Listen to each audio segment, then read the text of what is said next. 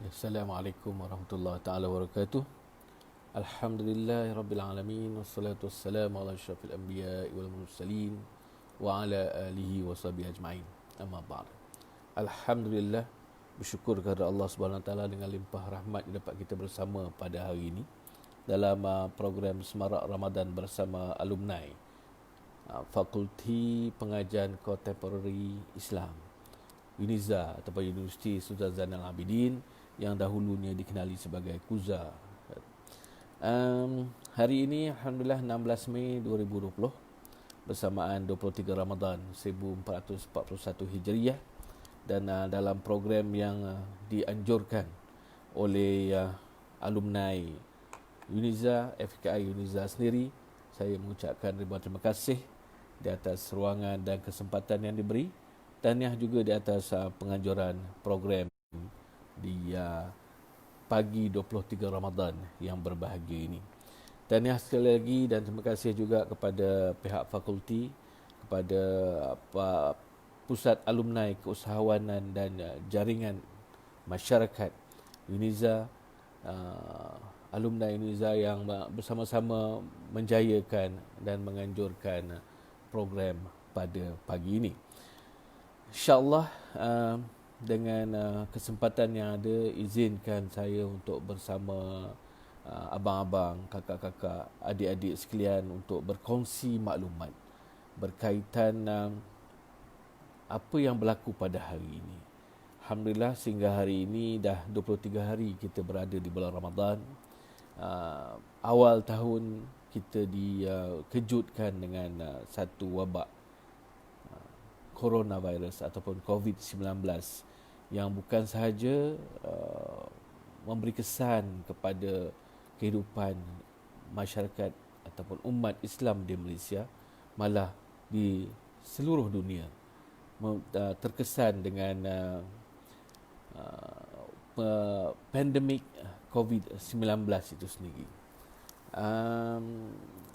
Saudara dan saudari sekalian, sebagai agensi bagi pihak JAKIM yang diberi tanggungjawab oleh kerajaan untuk menjaga kemaslahatan umat Islam.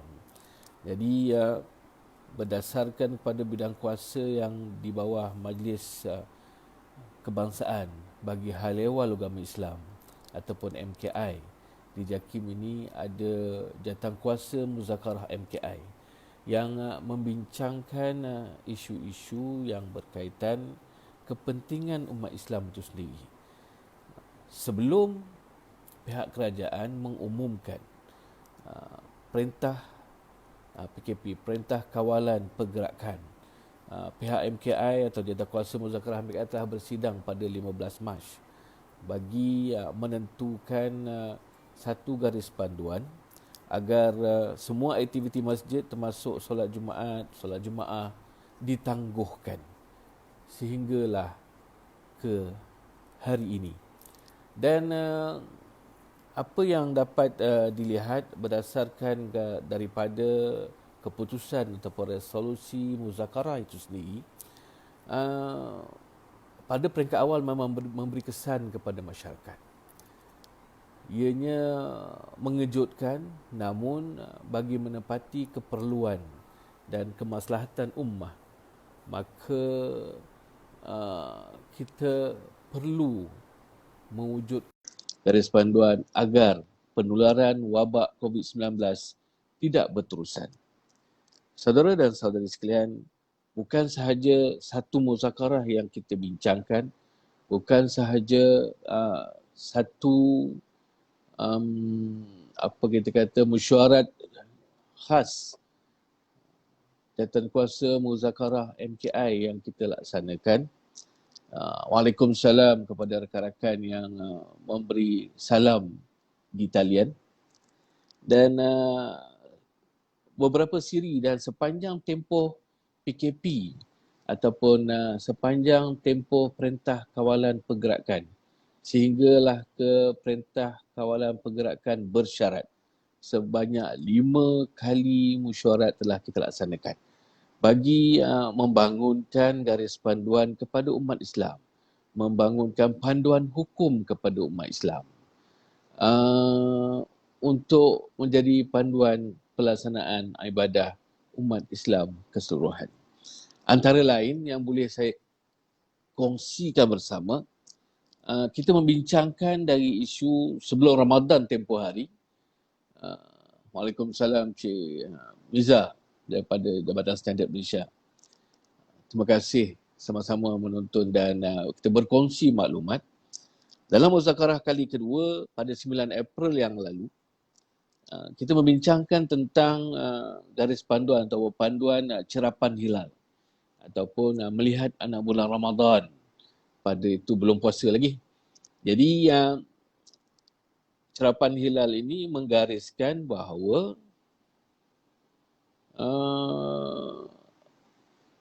bagaimana kaedah untuk mencerap hilal dalam tempoh perintah kawalan pergerakan. Dan dengan itu maka kita menggariskan kalau sebelum ini cerapan hilal ini dilaksanakan di 29 lokasi. Di 29 tempat cerapan hilal seluruh Malaysia, dari Perlis sampai ke Sabah. Jadi dengan mematuhi arahan kerajaan di dalam perintah kawalan pergerakan, maka kita hadkan bilangan lokasi cerapan hilal dari 29 ke 15 lokasi sahaja. Dan Alhamdulillah itu yang berlaku baru-baru ni ketika pada tarikh 23 April yang lalu untuk mencerap hilal Ramadan, dan setiap lokasi cerapan hilal itu dihadkan kepada 6 orang petugas sahaja bagi mengelakkan perhimpunan ramai. Seringkali pada tahun-tahun sebelum ni ketika program cerapan hilal dilaksanakan, dia lebih kurang macam kenduri. Jadi pada kali ini disebabkan penularan wabak COVID-19 atau pandemik COVID-19, maka bilangan itu dikurangkan. Alhamdulillah telah dapat dilaksanakan dengan jayanya, dan insya-Allah pada 22 Mei, Jumaat akan datang ini akan diadakan cerapan hilal Syawal pula. Sama juga panduannya, sama juga garis panduannya di 15 lokasi dengan kawalan bilangan petugas yang terhad seramai 6 orang bagi mengelakkan insiden yang cuba kita elakkan. Mungkin timbul nanti kluster cerapan hilal. Jadi itu yang akan kita elakkan. Bagi makluman saudara dan saudari sekalian, Alhamdulillah pada 9 April lalu ketika muzakarah kedua juga kita dah bincangkan berkaitan dengan penyelarasan pembayaran zakat fitrah. Berikutan dengan penularan wabak COVID-19 ni, dengan perintah kawalan pergerakan, macam mana orang nak bayar fitrah? Masjid surau dah tutup. Jadi oleh kerana itu, pihak jawatankuasa muzakarah Majlis Kebangsaan bagi Hawa Islam telah bersidang, membincang dan menggariskan bahawa pembayaran zakat fitrah boleh dilaksanakan dengan pertama secara dalam talian. Sekarang ni boleh kata semua pusat pengurusan zakat, lembaga zakat ada aplikasi dalam talian yang boleh memberi perkhidmatan kepada masyarakat untuk bersama membayar atau menunaikan sama ada zakat fitrah ataupun zakat yang lain dalam bulan Ramadan yang mulia ini. Di samping itu, antara perkara yang nak saya kongsi bersama, kita bincangkan agar wujud satu bayaran, satu kadar untuk mereka yang kurang pendapatan bersempena ataupun disebabkan oleh COVID-19 ini. Kalau dahulu umumnya kadar zakat fitrah adalah sebanyak RM7. Jadi pada tahun ini ada beberapa negeri telah melaksanakannya, iaitu hanya RM5 bagi mereka yang sememangnya tidak berkemampuan untuk membayar zakat fitrah sebanyak RM7 satu kepala, khususnya jika bilangan ahli keluarga yang ramai. Oleh itu, beberapa negeri telah laksana, Alhamdulillah. Moga memberi ruang dan peluang kepada mereka yang kurang pendapatan disebabkan PKP ataupun Perintah Kawalan Pergerakan ini untuk menunaikan kewajipan membayar zakat fitrah. Saudara-saudari yang dirahmati Allah sekalian, alhamdulillah sepanjang tempoh Perintah Kawalan Pergerakan ini juga kita telah menggariskan beberapa panduan kepada frontliners dalam menunaikan ibadah puasa. Bukan sahaja frontliners, malah kepada pesakit-pesakit yang berada di hospital dalam tempoh rawatan ataupun yang dikatakan PUI, Person Under Investigation, yang masih lagi dirawat, belum pasti sama ada positif ataupun tidak. Jadi satu garis panduan telah dibangunkan dan diedarkan di Kementerian Kesihatan untuk kegunaan frontliners, para pegawai perubatan ataupun doktor dan jururawat, bagaimana mereka akan melaksanakan ibadah dalam pakaian yang PPE, bagaimana nak sembahyang. Macam-macam cerita yang kita terima dibentangkan di dalam muzakarah MKI untuk kita membantu kepada pihak-pihak yang melaksanakan tugas dan tanggungjawab. Sedangkan dalam masa yang sama, mereka ini juga bertanggungjawab untuk menunaikan ibadah sebagai seorang umat Islam. Saudara-saudari sekalian, seterusnya pada 21 April sebagai perkongsian, muzakarah kali ketiga telah dilaksanakan bersama Ashabus Samahah Mufti-Mufti. Sebagai makluman juga kepada saudara-saudari sekalian, Jawatankuasa Muzakarah Majlis Kebangsaan bagi Hawa Islam ini dianggotai oleh semua mufti-mufti negeri bersama 5 orang ahli yang dilantik oleh Majlis Raja-Raja. Dan mereka ini di kalangan scholars ataupun ulama ataupun pakar dalam bidang masing-masing. Ada pakar syariah, ada pakar akidah, ada pakar teknologi, ada ahli sains dan sebagainya yang boleh menyumbang maklumat dan juga kepakaran masing-masing dalam usaha kita untuk membantu kemaslahatan umat Islam. Saudara-saudari yang dirahmati Allah sekalian, dalam muzakarah kali ketiga pada 21 April yang lalu, kita bincangkan dalam menghadapi bulan Ramadan, apakah panduan hukum bagi mereka yang melalui proses saringan COVID-19, iaitu swab test. Dilakukan proses jolokan di hidung dan di mulut. Dan hasil perbincangan itu dan hasilnya dapat kita dapati bahawa proses saringan COVID-19 itu tidak membatalkan puasa. Antara lain, hujah yang dibincangkan di dalam muzakarah ialah kerana ianya bukan memasukkan sesuatu dan meninggalkan cecair ataupun jisim di dalam mulut ataupun hidung, tetapi hanya mengambil sesuatu, mengambil lendir yang berada dalam hidung dan mulut untuk diuji sama ada mereka ini positif COVID-19 ataupun tidak. Saudara-saudari sekalian, dalam perbincangan itu juga, dalam melalui tempoh bulan Ramadan ini, muzakarah, Jawatankuasa Muzakarah MKI juga membincangkan berkaitan dengan kedudukan saf salat jemaah, iaitu penjarakan. Adakah sah salat jemaah dalam konteks menjarakkan? Kalau sebelum ni bila kita nak salat jemaah, kita kata rapatkan saf, luruskan saf. Tapi kali ini disebabkan pandemik atau wabak COVID-19, maka saf itu perlu dijarakkan. Khususnya jika berlaku di tempat awam, dijarakkan 1 meter antara seorang jemaah dengan jemaah yang lain. Dan dalam muzakarah kali ketiga pada 21 April yang lalu juga kita bincangkan berkaitan dengan sambutan Hari Raya sekiranya waktu itu Perintah Kawalan Pergerakan masih berpanjangan sehingga 1 Syawal. Jadi hasil daripada perbincangan yang kita laksanakan, ahli mesyuarat juga bersetuju agar beberapa perkara dalam menghadapi Syawal. Sebab tu tajuk yang saya pilih pada kali ini ialah Gerbang Syawal. Artinya apakah persediaan, apakah maklumat yang perlu ada pada kita sebagai umat Islam, apakah pihak kerajaan telah membangunkan garis panduan bagi membantu umat Islam meraihkan kehadiran Syawal 1441 Hijriah bersamaan tahun 2020 Masihi, dan antaranya kebiasaan di hari raya kita akan mengadakan rumah terbuka. Jadi antaranya kita tidak dibenarkan untuk mengadakan rumah terbuka sempena Hari Raya Aidilfitri akan datang. Di samping itu, apa yang lebih utama di pagi Hari Raya ialah untuk menunaikan solat Hari Raya Aidilfitri.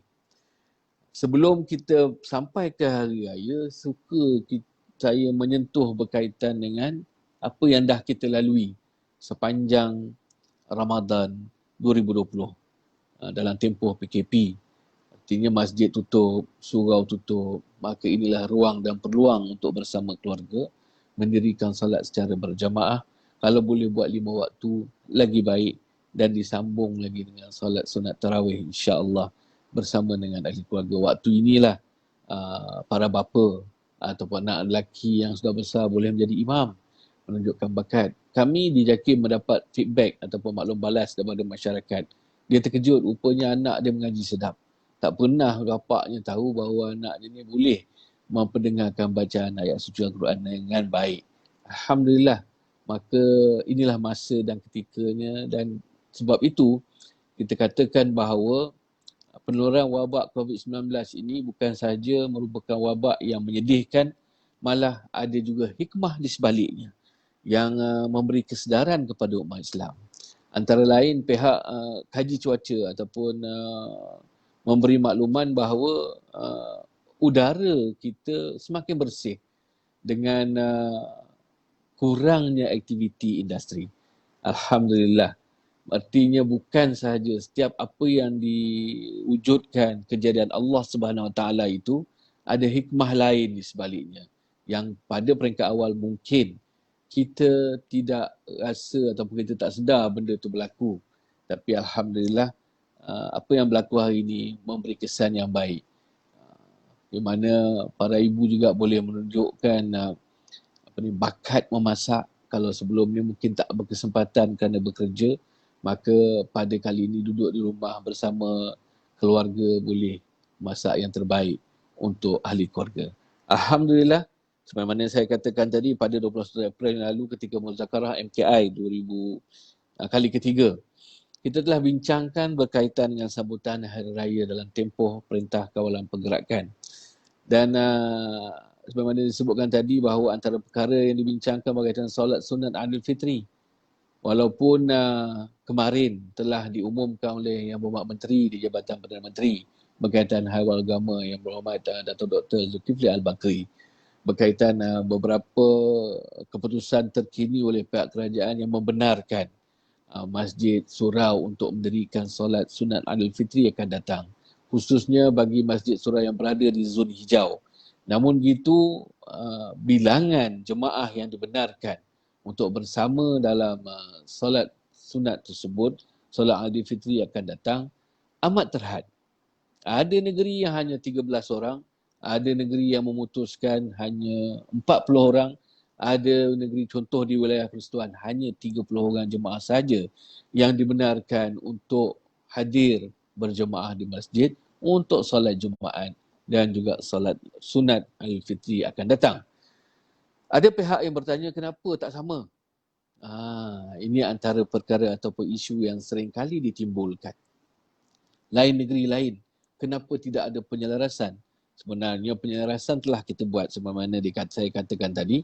Pada 8 Mei yang lalu telah diadakan juga muzakarah, jawatankuasa muzakarah Majlis Kebangsaan bagi Hawa Islam yang dihadiri ataupun secara sidang video oleh mufti-mufti ataupun ashabus samahah, mufti-mufti seluruh Malaysia, membincangkan berkaitan dengan kaedah pelaksanaan solat Jumaat dalam tempoh Perintah Kawalan Pergerakan bersyarat. Kita putuskan minima 3 orang.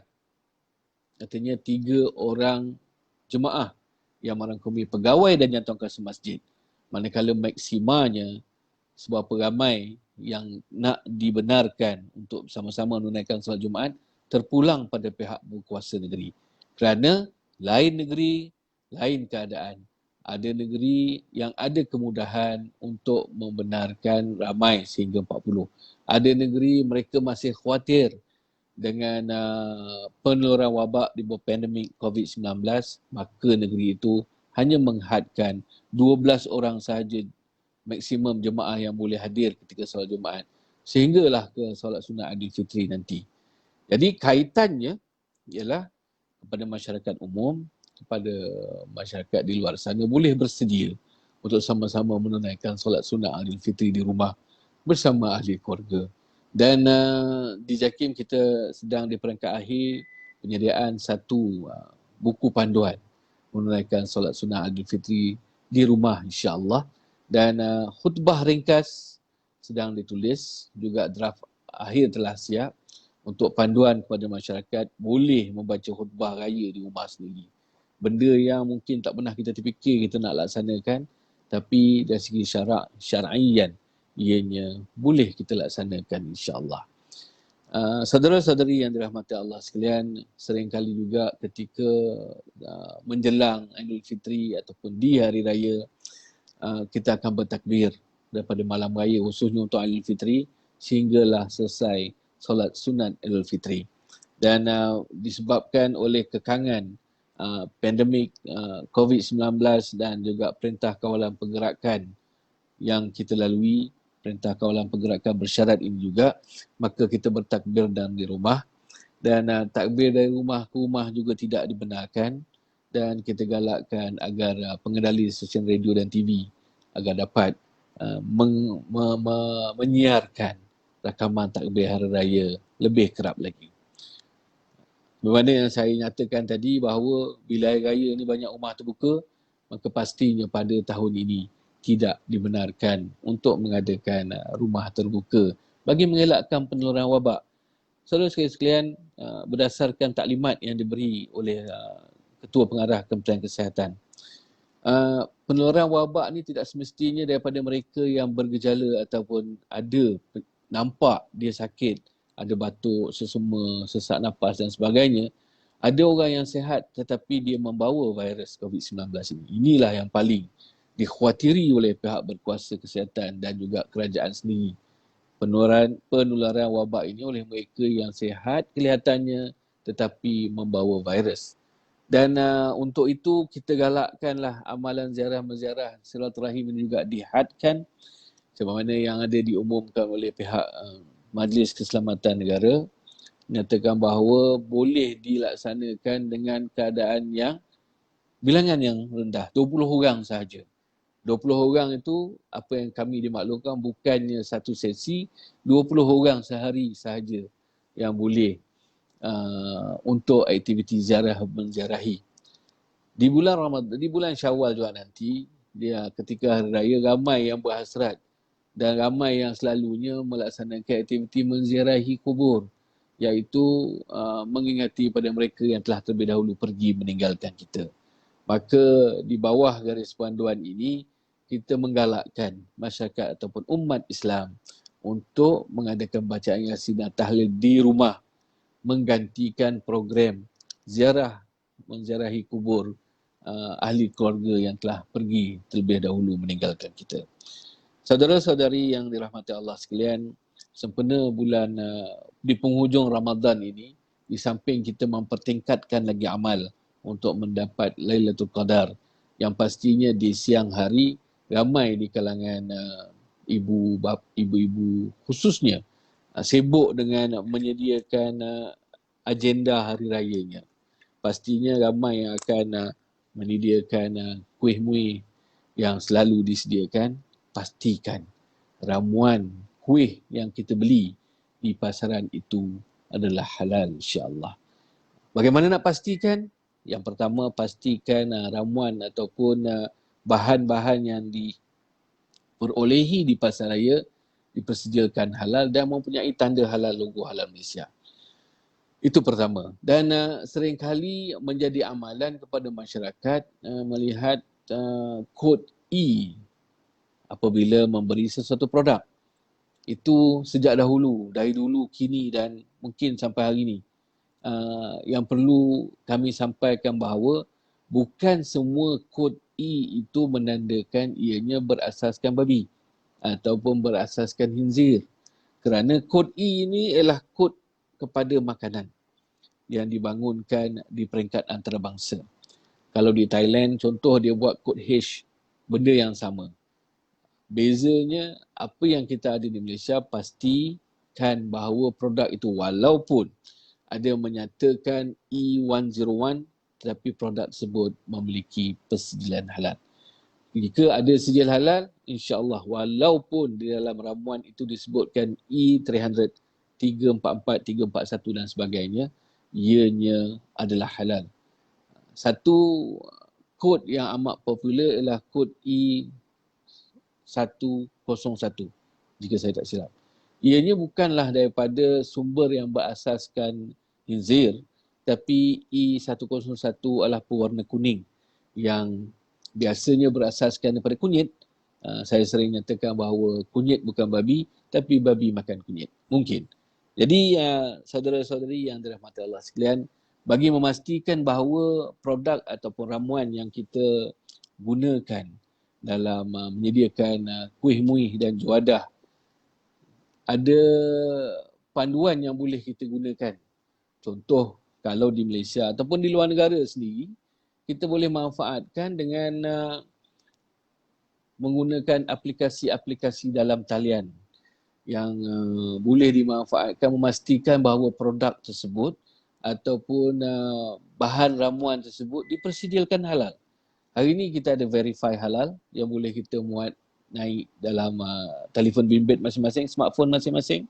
Kita ada Smart Halal. Ini dua aplikasi yang boleh dimanfaatkan yang menggunakan database ataupun pengkalan data JAKIM berserta dengan beberapa negara lain.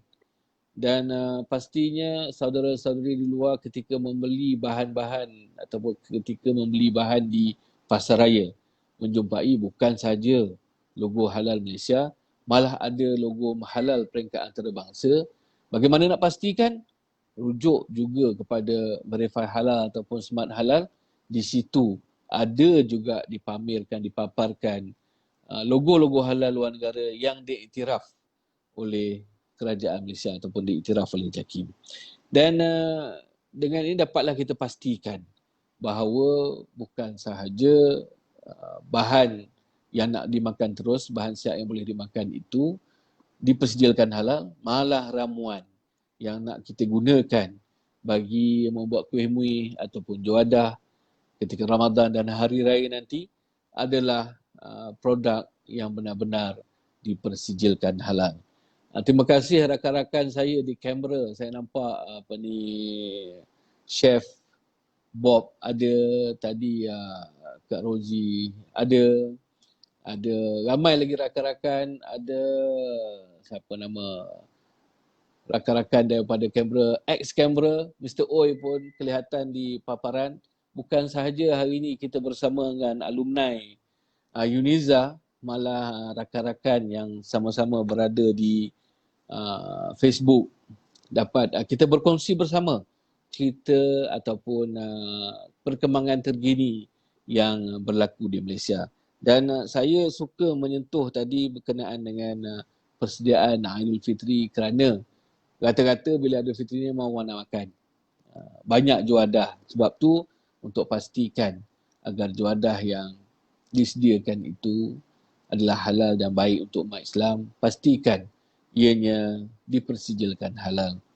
Kalau di Australia sendiri pun memang ada banyak badan persijilan yang kita iktiraf dan insya-Allah apa persijilan yang dilaksanakan itu adalah persijilan halal yang boleh kita yakini bersama.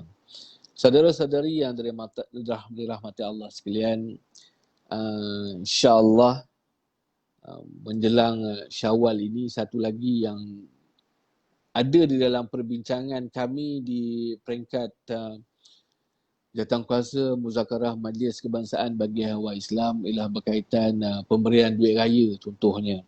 Dan suka saya celah di sini menambah satu lagi, orang bagi duit raya ni selalunya pada hari raya, tapi akhir-akhir ni dah jadi amalan. Duit raya ni diberi ketika bulan Ramadan dan dikirakan sebagai satu sedekah di bulan Ramadan. Alhamdulillah. Waalaikumsalam tu. Saya dah hampir lupa dah gelarannya. Wak tu masih ingat lagi dari Canberra. Sama ada Wak masih di Canberra ataupun sudah berada di Malaysia. Allah. Waalaikumsalam Wak. Dan boleh dilaksanakan dan menjadi amalan dan galakan untuk beri duit raya ni sebelum raya. Dapat dimanfaatkan oleh mereka yang memerlukan, contohnya bagi meraihkan Aidil Fitri itu, insya-Allah. Tuan-tuan, puan-puan, saudara-saudari yang dirahmati Allah sekalian, dalam konteks hari ini dan konteks untuk menjelang Syawal, antara ramuan paling utama yang sering kali dibeli ialah ayam, daging dan sebagainya. Dan bagi rakan-rakan di Malaysia khususnya, kalau untuk ayam tu insya-Allah ada banyak pembekal yang dipersediakan halal. Dan baru ni di Malaysia contohnya ada satu rumah sembelihan ayam yang dikategorikan di bawah PKPD, Perintah Kawalan Pergerakan Diperketatkan di Negeri Sembilan. Namun begitu telah disahkan oleh pihak berkuasa Perkhidmatan Haiwan bahawa ayam yang dikeluarkan oleh rumah sembelih tersebut tidak ada virus COVID-19. Walaupun 30 orang daripada pekerja di rumah sembelih tersebut disahkan positif COVID-19, namun produk ayam itu tidak ada yang terjejas ataupun dijangkiti oleh virus tersebut. Alhamdulillah. Namun begitu sekarang operasi rumah sembelih tersebut telah ditangguhkan buat sementara sehingga isu ini dapat diatasi oleh pihak kerajaan. Alhamdulillah. Dan satu lagi yang pasti menjadi ramuan utama ialah daging yang berada di pasaran di Malaysia. Untuk makluman, antara pengeksport ataupun negara yang membekalkan daging di Malaysia yang utamanya, satu ialah daripada yang paling banyaknya daripada India, dan yang kedua daripada Australia, dan ada beberapa negara lain yang membekalkan daging ke Malaysia, termasuklah Brazil, dan ayam ada juga daripada luar negara. InsyaAllah apa yang dilaksanakan hari ini, pihak Makis ataupun Malaysia Agriculture Quarantine Services adalah bertanggungjawab untuk memastikan ayam daging yang masuk ke Malaysia ini adalah yang dipersediakan halal dan diberi kelulusan oleh pihak JAKIM untuk pasaran umat Islam di Malaysia. Alhamdulillah. Dan jika ada yang ragu-ragu dengan keadaan daging yang berada di pasaran, boleh berhubung terus dengan pihak DBS atau Jabatan Perkhidmatan Veterina di Putrajaya ataupun di negeri masing-masing, ataupun terus bertanya kepada pihak JAKIM ataupun pihak Jabatan Agama Islam Negeri, atau rujuk terus ke portal www.halal.gov.my untuk mendapatkan maklumat yang terperinci berkaitan badan persediaan ataupun berkaitan dengan rumah sembelih luar negara yang diberi kebenaran untuk membawa masuk daging ke Malaysia. Saudara-saudari, tuan-tuan dan puan-puan yang dirahmati Allah sekalian, alhamdulillah, saya kira untuk perkongsian pada kali ini di dalam program Semarak Ramadan bersama alumni FKI Uniza ataupun KUZA pada 16 Mei 2020 bersamaan 23 Ramadan 1441 Hijriah, untuk berkongsi bersama pada hari ini cukuplah dahulu, insya-Allah. InsyaAllah ada kesempatan yang lain dapat kita bersama lagi untuk berkongsi maklumat-maklumat terkini, berkongsi pengalaman khususnya dari apa yang saya sendiri lakukan di JAKIM insya-Allah untuk pengetahuan rakan-rakan dan sahabat sekalian. Dan sehingga berjumpa lagi. Terima kasih kepada semua semua rakan-rakan sama ada di Malaysia ataupun di luar negara. Macam-macam yang ada. Terima kasih. Dan jumpa lagi insya-Allah ada kesempatan rakan daripada kamera. Dan untuk itu aku qauli hadza wa astaghfirullah li wa lakum. Saya sudahi dengan wabillahi taufiq wal hidayah. Assalamualaikum warahmatullahi wabarakatuh.